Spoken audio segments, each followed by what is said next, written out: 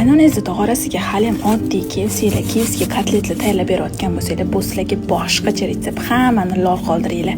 Mash retsept bo'yicha bitta tayyorlab ko'ringlar, albatta sizlarga yoqib qoladi. Demak, boshladik. Buning uchun kartoshkalarimizni yaxshilab yuvib tozalab olamiz. Kartoshkalarimizni pishishga yuboramiz. Endi asosiy joyi Jojo brendining halol pokiza tovuq go'shtlari kerak bo'ladi. Men boldir qismidan foydalandim. Sizlar ham boldirdan foydalanishingiz shart. Tovuq boldirlarini yaxshilab yuvib tozalab quritib olamiz. So'ng qizib turgan yog'da hamma joyini aylantirib qovurib olamiz. Ziravorlarni solib, ustidan suv quyib bir ro'p pishish uchun yuboramiz.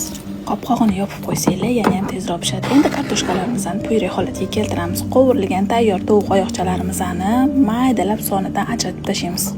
Pichoqda blenderda maydalab to'g'rab olamiz. Endi kartoshka pyuremizga qo'shamiz. Ketidan o'zingizga yoqqan sirni qo'shasizlar. Men mozzarella sirdan foydalandim. Ziravorlarni solamiz.